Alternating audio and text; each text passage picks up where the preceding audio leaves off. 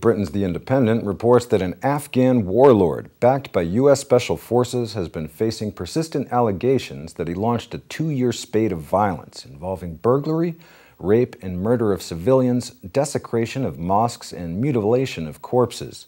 Yet despite repeated warnings about the atrocities Commander Azizullah is alleged to have committed, he has remained on the payroll of the U.S. military as a member of a select band of mercenaries.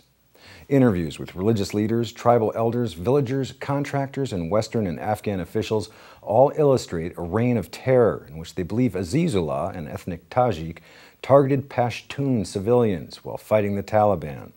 Although individual allegations, all from ethnic Pashtuns, might be inaccurate, malicious or motivated by envy of Azizullah's close and lucrative links to U.S. Special Forces, taken together, they come from sources belonging to a range of tribes and from several areas. Their testimonies have also been reinforced by several independent reports, including 2 compiled by United Nations officials and circulated to NATO personnel last year. The allegations of persistent abuses are embarrassing for NATO, and not just because of their closeness with an alleged war criminal. They also showcase the biggest drawbacks of militias, which U.S. Commander General David Petraeus wants to expand aggressively across Afghanistan. He wants to triple the size of the militias to 30,000 members nationwide.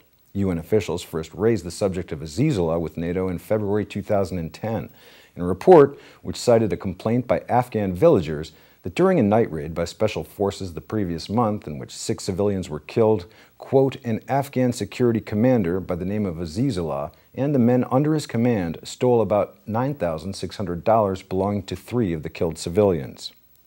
By the summer, the U.S. military had received a more comprehensive list of the atrocities Azizullah was accused of, compiled by Western and Afghan officials who were lobbying for his removal. A report entitled Evidence Against Azizullah stated, quote, we strongly recommend that this man be removed from his position working in the services of the U.S. military. Numerous complaints have been made to us in recent weeks regarding the behavior and activities of Commander Azizullah.